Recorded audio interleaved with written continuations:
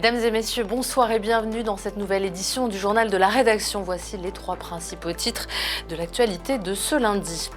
La plus grande épidémie de choléra des 10 dernières années au Malawi montre des signes de ralentissement après avoir connu un pic en octobre. Mais la maladie a tout de même fait déjà 214 morts au total. Les détails dans un instant. Éthiopie, Tigré, les rebelles et les autorités fédérales ont accepté un accès humanitaire à tous ceux qui en ont besoin dans cette région de l'Éthiopie, en proie à une guerre meurtrière depuis 2 ans et où la nourriture et les biens de première nécessité manquent cruellement à la population. Enfin, guerre en Ukraine, un étudiant zambien âgé de 23 ans condamné en Russie et qui avait entamé une peine de prison dans la banlieue de Moscou a été retrouvé mort au combat en Ukraine. Le gouvernement de Zambie a demandé des explications à la Russie. Nous ferons le point sur la situation en Ukraine en cours d'édition.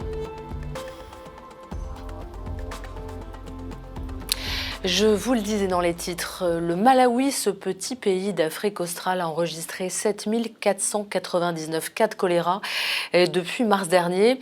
Le choléra est généralement contracté à partir d'aliments ou d'eau contaminée et provoque diarrhées et vomissements. Dans le monde, la maladie touche chaque année entre 1,3 et 4 millions de personnes et provoque jusqu'à 143 000 décès. Plus de détails sur la situation au Malawi avec Valentine Exantus. À quelques pas du lac Malawi, le personnel médical traite un patient infecté par le choléra. Dans le district de Salima, l'un des hauts lieux touristiques du Malawi, 22 personnes ont perdu la vie et plus de 764 cas sont enregistrés. Il s'agit de l'un des districts les plus touchés par l'épidémie de choléra. Cependant, l'activité touristique n'a pas cessé. Mais les autorités du pays demandent aux touristes d'agir avec prudence. La baie de Senga est toujours aussi belle. Le lac est magnifique, mais comme toute chose, il faut toujours penser à la sécurité avant tout et vous ne pouvez pas arrêter de faire quoi que ce soit. Il suffit de penser à la sécurité et de suivre les procédures correctes pour être en sécurité. Cette maladie, qui se contracte généralement à partir d'aliments ou d'eau contaminée, a coûté la vie à plus de 214 personnes dans tout le pays. Pour tenter de limiter les cas de contamination, qui risquerait de mettre en danger la vie des touristes, les responsables de prévention sanitaire du pays ont mis en place des actions de sensibilisation et d'information des touristes. Pour les personnes qui gèrent les lodges et les hôtels, nous les avons mobilisés et leur avons demandé de prévenir leurs clients lorsqu'ils viennent à Salima, que nous avons une épidémie de choléra et qu'ils doivent prendre des mesures préventives pour éviter qu'ils ne contractent le choléra lorsqu'ils quittent le district, car la plupart des gens se rendent à Salima pour son lac. D'après l'OMS, l'épidémie actuelle de la maladie au Malawi est la plus grande enregistrée ces 10 dernières années. L'OMS et l'UNICEF ont annoncé cette semaine que le pays avait reçu 2,9 millions de doses de vaccins afin d'intensifier sa campagne contre la maladie. Le respect des règles d'hygiène élémentaires est à ce jour le mode de prévention le plus efficace contre la maladie. Ces derniers jours, l'épidémie a semblé montrer des signes de ralentissement. Après l'attentat d'Istanbul, place aux condoléances de plusieurs pays africains à la Turquie, suite à l'attentat de dimanche dans le centre d'Istanbul qui a fait, selon les autorités, 6 morts et 81 blessés. Le pays a reçu des messages de dirigeants de plusieurs pays africains exprimant leurs condoléances pour les victimes de l'attaque. Retour sur les événements avec Émeric Towignon. Comme cette riveraine de la rue Istiklal à Istanbul, de nombreux habitants de la ville sont horrifiés après l'attentat à la bombe qui a provoqué au moins 6 morts et plus de 80 blessés dans la capitale turque dimanche. Sur les lieux du drame, ce lundi, c'est la consternation. Des passants déposent des fleurs en hommage aux victimes. Cela fait près de 6 ans que la ville n'a pas été le théâtre d'une attaque terroriste. Selon les autorités du pays, la bombe aurait été déclenchée par une femme. Nous considérons qu'il s'agit d'un attentat terroriste dû à l'explosion d'une bombe déclenchée par un assaillant qui serait une femme, selon les premières informations. terör eylemi olduğunu değerlendiriyoruz şu ana kadarki elde edilen bilgiler çerçevesinde. Sur le continent africain, le drame a suscité une vague d'émotions. Plusieurs chefs d'État ont adressé leurs condoléances à la Turquie endeuillée. Le Nigérian Muhammadu Buhari, Hassan Sheikh Mahmoud de la Somalie, le Soudanais Abdel Fattah al-Burhan ou encore le président en exercice de l'Union africaine, le Sénégalais Macky Sall, ont tous dans leur message aux dirigeants turcs condamné cette attaque. Je condamne fermement l'attentat terroriste de ce jour à Istanbul. J'adresse mes condoléances émues au président Erdogan et au peuple turc ami. Paix à l'âme des victimes. Prompt rétablissement aux blessés. En Turquie, les enquêtes pour retrouver les responsables de cette attaque sont en cours. Les autorités du pays pointent du doigt les combattants du Parti des travailleurs du Kurdistan. Bu olayların arkasında kim varsa, her kim varsa, Quiconque est à l'origine de ces incidents, peu importe qui cette personne est, à l'intérieur des frontières ou à l'autre bout du monde, nous trouverons cette personne. Tout comme nous avons trouvé d'autres terroristes. Et elle sera amenée en Turquie, traduite en justice, et elle devra rendre des comptes à tout prix. teslim edilecektir. Her ne pahasına olursa olsun bunun hesabı sorulacak. Plusieurs suspects ont été arrêtés. La femme d'origine syrienne accusée d'être à l'origine de l'explosion de la bombe a été elle aussi interpellée. Selon la police, elle aurait reconnu les faits et avoué avoir agi sur l'ordre du parti kurde. Si les autorités turques ont accepté les condoléances des présidents africains, elles ont rejeté par contre celles des États-Unis, accusés de soutenir le Parti des travailleurs du Kurdistan. Parlons de la situation en Éthiopie. Les rebelles du Tigré et les autorités fédérales éthiopiennes se sont mis d'accord samedi dernier pour accepter une aide humanitaire à tous ceux qui en ont besoin dans cette région de l'Éthiopie en proie à une guerre meurtrière depuis 2 ans. Une déclaration qui survient suite à l'accord de paix signé à Pretoria le 2 novembre dernier. Les explications avec Valentine Exantus. Devant les caméras et sous le regard des médiateurs, cette poignée de main scelle un nouvel accord entre rebelles et autorités fédérales de l'Éthiopie. L'accord signé samedi par le chef d'État des forces armées éthiopiennes et le commandant en chef des forces rebelles du Tigré prévoit un accès humanitaire à tous ceux dans le besoin au Tigré et dans les régions voisines.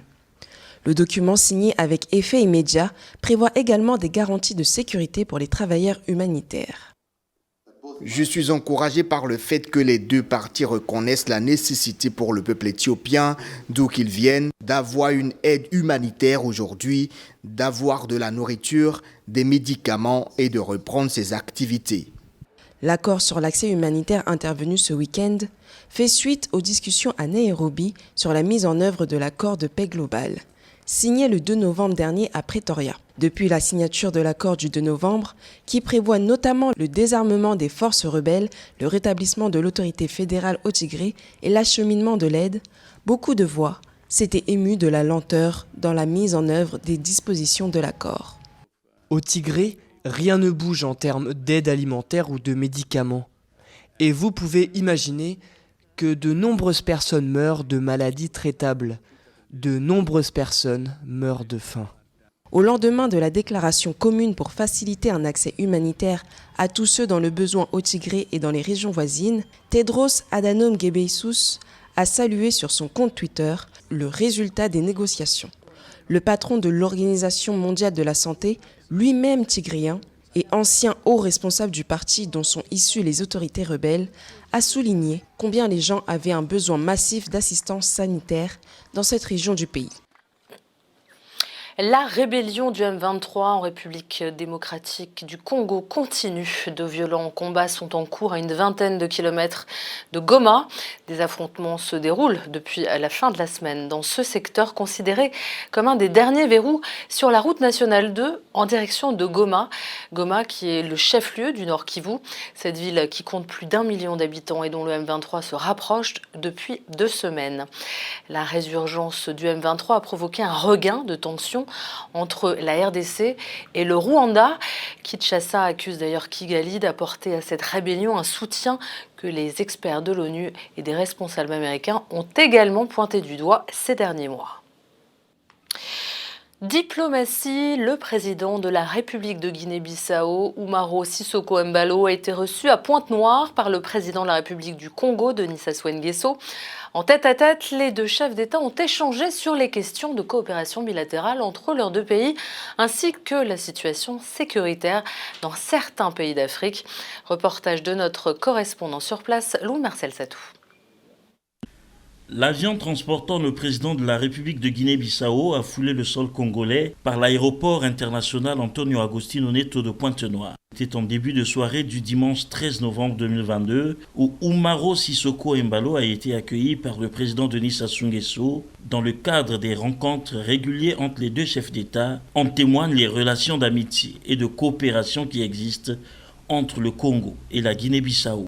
Au cours de leurs échanges, Denis Sassou Nguesso et Umaro Sissoko Embalo auraient abordé la situation sécuritaire dans certains pays d'Afrique en cours de transition avec l'espoir qu'ils en sortiront triomphalement au bénéfice de leur peuple. D'autres sujets à l'occasion de leur tête-à-tête, la COP27. Denis Sassou Nguesso aurait réitéré l'option de l'instauration d'une décennie de l'afforestation telle qu'il a annoncé à Sharm el-Sheikh en Égypte lors de sa prise de parole à la plénière de cette grand-messe. Les questions de coopération bilatérale avec en toile de fond la dynamisation des relations entre Bissau et Brazzaville par l'instauration d'une commission mixte de coopération ont marqué ce tête-à-tête. On rappelle, la dernière visite du président Umaro Sissoko Embalo remonte à mars 2021 à Oyo dans le département de la Cuvette. Et dans le reste de l'actualité internationale commentée aujourd'hui par Lorraine Mabou et Noël Ndong, nous parlerons du Ghana. Le secrétaire d'État aux Finances a été limogé après des accusations de corruption. En Égypte, le détenu Alaa Abdel Fattah dit qu'il boit de nouveau. Et puis enfin, état d'urgence au Darfour après 24 morts dans un conflit tribal. C'est parti. Le président ghanéen Nana Akufo-Addo a annoncé lundi le limogeage du secrétaire d'État aux Finances visé par des accusations de corruption dans un documentaire sur l'exploitation illégale d'or. Selon le documentaire, Charles Addo Boahen réclamait $200 000 à des investisseurs à remettre au vice-président. Le président ghanéen a annoncé l'ouverture d'une enquête. Cette affaire intervient au moment où Nana Akufo-Addo est sous le feu des critiques pour sa gestion de la crise économique et qu'il veut solliciter un prêt de 3 milliards au Fonds monétaire international pour faire face à l'inflation de 40% et à l'effondrement de la monnaie ghanéenne, le cedi. En grève de la faim depuis 7 mois, le détenu égypto-britannique Alaa Abdel Fattah affirme qu'il va bien et qu'il s'hydrate de nouveau depuis ce samedi. Dans une lettre adressée à sa mère, Alaa Abdel Fattah précise qu'il va bien, qu'il est sous surveillance médicale et qu'il a recommencé à boire.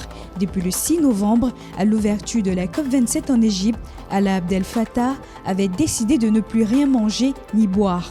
Son geste avait poussé sa famille, notamment sa sœur, à appeler à la libération de son frère, considéré comme un prisonnier politique. Plusieurs chancelleries occidentales et ONG avaient relayé cet appel. Mais ces appels n'ont pas réussi à infléchir la position des autorités égyptiennes. Pour l'heure, cette lettre du 12 novembre adressée à sa famille est la seule preuve de vie de Alaa Abdel Fattah. Le gouverneur de l'État du Darfour, Saad Adam Babiker, a affirmé avoir décrété un état d'urgence pour 1 mois à la suite de la mort de 24 personnes dans un conflit tribal entre des tribus dans l'ouest du Soudan. Les deux parties avaient tiré à balles réelles sur la commission de réconciliation qui tentait de résoudre le dit conflit, faisant 24 morts. Depuis le putsch du chef de l'armée, le général Abdel Fattah al-Burhan, en octobre 2021, les conflits tribaux ont explosé en raison du vide sécuritaire créé par le coup d'État, d'après des experts. Ils ont tué cette année plus de 800 personnes et déplacé plus de 265 000 selon l'ONU. Le point maintenant sur la guerre en Ukraine. Le président ukrainien Volodymyr Zelensky était en visite aujourd'hui dans la ville de Kherson, quelques jours après la reprise de la ville par les Ukrainiens. De son côté, Emmanuel Macron a déclaré qu'il va continuer à parler avec Vladimir Poutine. Ce dernier est d'ailleurs le grand absent du sommet du G20 à Bali, en Indonésie. Le président français l'appellera après cette réunion. Parmi les militaires morts au front, on a appris qu'un étudiant zambien de 23 ans condamné en Russie et qui avait entamé une peine de prison dans la banlieue de Moscou a été retrouvé mort au combat en Ukraine le 22 septembre dernier. Le gouvernement de Zambie a demandé des explications à la Russie. Plus de détails sur la situation avec Émeric Towignan. Autour du drapeau ukrainien hissé devant ce bâtiment de l'administration de la région de Kherson, Volodymyr Zelensky et des soldats chantent l'hymne de leur pays.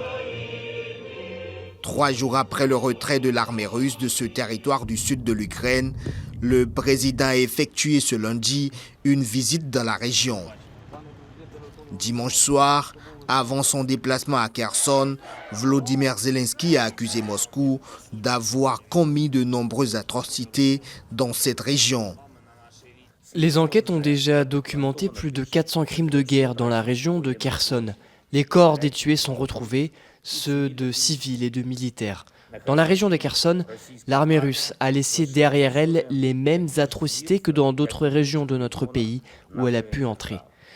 Nous allons sans doute trouver et amener à la justice chaque meurtrier.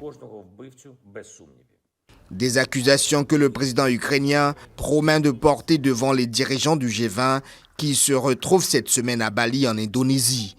Cette réunion des 20 premières puissances économiques du monde se tient du mardi au mercredi. Nous nous préparons déjà activement à une semaine importante pour l'Ukraine, une semaine diplomatique. Le sommet du G20 se tiendra en Indonésie et notre position y sera présentée. Ce sera très significatif. Nous donnerons des réponses à de nombreuses questions qui sont soulevées actuellement, des réponses publiques, pour être entendues par tout notre peuple, tous nos partenaires, tous ceux qui nous soutiennent. Les dirigeants du G20 se réunissent pour la première fois depuis le début de l'offensive russe en Ukraine le 24 février. Plusieurs chefs d'État comme Emmanuel Macron sont arrivés à Bali ce lundi. Le grand absent à cette réunion sera le président russe Vladimir Poutine. Mais il ne sera pas pour autant oublié dans les discussions de cette réunion. Un entretien téléphonique entre Emmanuel Macron et son homologue russe devrait avoir lieu après la réunion du G20. Le choix de maintenir le dialogue avec Moscou se justifie selon l'Élysée par la complexité de la situation. Nous sommes dans une situation complexe. D'abord car la Russie est membre du G20 et aussi car le G20 n'est pas le Conseil de sécurité des Nations Unies. Il n'a pas compétence à traiter des enjeux de sécurité ou de paix internationale. C'est un club de coopération économique avant tout. Sur le front, la Russie perd du terrain. Ses soldats morts au combat se comptent par milliers d'après les États-Unis ou encore l'Ukraine. Parmi les militaires morts au front, un Zambien. Ce lundi, le gouvernement de son pays a annoncé son décès. Le jeune Zambien, un étudiant en ingénierie nucléaire de 23 ans, serait mort au combat le 22 septembre. Il purgeait une peine de prison en Russie, selon le communiqué du ministère des Affaires étrangères de la Zambie, qui a demandé des explications à Moscou. Problème migratoire. La France et le Royaume-Uni ont signé un nouvel accord pour lutter ensemble contre les traversées de migrants de la Manche. Un accord qui survient au lendemain de l'annonce par le ministère de la Défense britannique d'un nombre record de migrants, plus de 40 000 ayant traversé la Manche depuis le début de l'année. On fait le point avec Mathieu Nicolas. C'est au petit matin que le ministre français de l'Intérieur Gérald Darmanin a accueilli son homologue britannique Suella Braverman. Ensemble, les deux ministres ont paraphé un nouvel accord entre la France et le Royaume-Uni pour lutter contre les traversées de migrants dans la Manche. En 2021, le Royaume-Uni et la France ont collaboré pour lutter contre l'immigration irrégulière en empêchant plus de 23 000 traversées d'embarcations de fortune et plus de 30 000 cette année. Cependant, le nombre de tentatives de traversée continue d'augmenter. En conséquence, le Royaume-Uni et la France intensifieront leur coopération en vue de rendre la route des embarcations de fortune non viable, de sauver des vies, de démanteler les groupes criminels et de prévenir et de dissuader la migration irrégulière dans les pays de transit ainsi que plus en amont. Poison de la relation entre la France et le Royaume-Uni, la lutte contre l'immigration illégale fait désormais l'objet d'une stratégie commune. Les 2 points principaux de cet accord sont une enveloppe de plus de 72 millions d'euros que devront verser les Britanniques en 2022-2023 à la France. Paris, en contrepartie, s'engage à augmenter de 40% ses forces de sécurité, soit 350 policiers et gendarmes supplémentaires sur les plages d'où partent les migrants à destination des côtes britanniques. Mais aucun objectif chiffré d'interception de bateaux ne figure dans cet accord. Les ministres suivront de près l'impact de ces mesures et leur mise en œuvre par le biais d'un comité mixte de suivi franco-britannique. Les ministres reconnaissent que les efforts ne peuvent s'arrêter là et s'engagent à maintenir un dialogue régulier sur les autres mesures innovantes pouvant être prises pour lutter contre l'immigration irrégulière à tous les niveaux. Cette déclaration sera le fondement d'un partenariat plus ambitieux et plus complet entre nos 2 pays dans la perspective du sommet franco-britannique de l'année prochaine. Dans ce texte, Londres et Paris se sont également fixés pour but de déployer des ressources technologiques et humaines, dont des drones, sur le littoral français pour mieux détecter et intercepter les bateaux. Et pour la première fois, des équipes d'observateurs seront mises en place de part et d'autre de la Manche. Londres et Paris multiplient les efforts pour stopper les traversées illégales.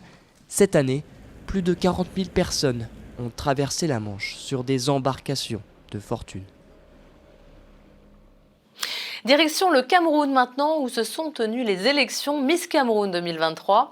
Les lampions se sont éteints sur la 16e édition samedi dernier au Palais Polyvalent des Sports de Yaoundé. Marie-Princesse Ndounissi, candidate de la région du Littoral, a remporté la couronne. Elle succède à Julia Samantha Edima, Miss Cameroun 2022.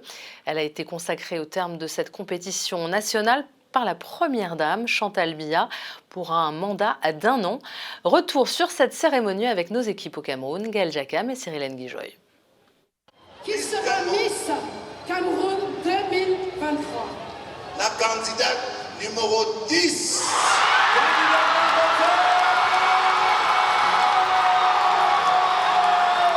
Elle, c'est Marie-Princesse Ndounissi, la nouvelle Miss Cameroun 2023. Couronnée au terme de la finale disputée dans la nuit de samedi à dimanche au Palais Polyvalent des Sports de Yaoundé, la candidate du littoral remporte cette grande compétition nationale face aux 18 autres candidates.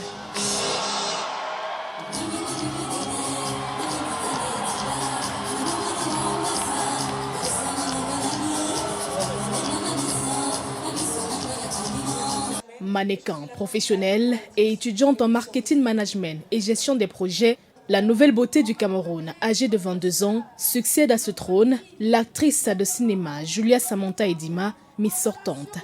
À ses côtés, Mona Lisa Moukete, première dauphine, et Raïssa Ngele, deuxième dauphine, représentant respectivement les régions du sud-ouest et de l'ouest Cameroun.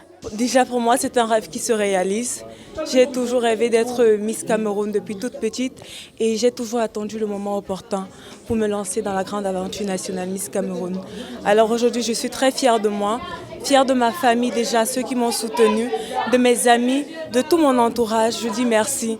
Merci car ensemble, nous avons pu réaliser ce rêve-là. Je dirais que c'est mon caractère peut-être de lionne et puis ma manière d'être déterminée dans ce que je fais, qu'importe les situations. C'est un rêve que j'ai depuis mon enfance, de faire partie de la compétition de Miss Cameroun. Et j'ai réalisé ce rêve grâce à mes proches qui m'ont soutenue jusqu'ici, de près ou de loin. Une victoire remportée grâce à leur projet alléchant et captivant qu'elles ont défendu avec brio devant un jury expert et qualifié en la matière. Mon projet est l'éducation de la femme en cancérologie du sein, donc le cancer du sein. Nombreux sont nos sœurs qui ne s'éduquent pas sur celui cancéreuse-là. Et aujourd'hui, on se retrouve avec plusieurs cas de cancer du sein au Cameroun. Donc je suis convaincue que si on peut éduquer sur cette maladie-là, on peut éradiquer le mal. Comme on a l'habitude de dire, prévenir vaut mieux que guérir. Mon projet porte sur l'apprentissage des langues maternelles, comme je l'ai dit. Alors lors de ma campagne, j'ai fait des descentes dans des établissements où j'ai vérifié si bien sûr l'apprentissage de ces langues est déjà accentué. Et par le biais du ministère des Arts et de la Culture, j'espère bien que ce projet sera implémenté par la suite dans des différentes régions. On donnera cours dans des différents établissements des langues maternelles. En tenue de ville, tenue traditionnelle, tenue de soirée et maillot de bain, ces beautés du terroir ont su offrir à l'assistance présente un spectacle géant à la dimension de ce rendez-vous culturel. Une cérémonie très courue, rehaussée par la présence remarquable de la première dame du Cameroun, Chantal Biya, venue apprécier à sa juste valeur le choix du peuple camerounais à la plus grande satisfaction des heureux élus. Grâce à cette couronne, Miss Cameroun 2023 remporte la somme de 5 millions de francs CFA, une voiture, un appartement et un salaire de 150 000 francs par mois. La première dauphine, quant à elle, s'en sort avec 3 millions de francs CFA et une voiture. La deuxième dauphine, pour sa part, gagne la somme de 2 millions de francs CFA et une voiture. Bravo. Full of joy. C'est donc une nouvelle page qui s'ouvre pour Marie-Princesse Donissier, une page qu'elle entend remplir à l'encre du travail acharné, de la détermination et du professionnalisme. Les Jeux Olympiques de Paris 2024 ont enfin dévoilé ce lundi leur mascotte. Ce sont 2 bonnets phrygiens dénommés Frige, qui est un symbole républicain pur jus pour incarner la peluche, emblème de l'édition olympique française. Ces peluches de couleur rouge arriveront cette semaine dans la boutique officielle des produits dérivés qui ouvre ses portes le même jour dans le quartier des Halles à Paris. Notez que ces peluches sont fabriquées en Chine pour la quasi-totalité, comme la très grande majorité des peluches vendues en France d'ailleurs.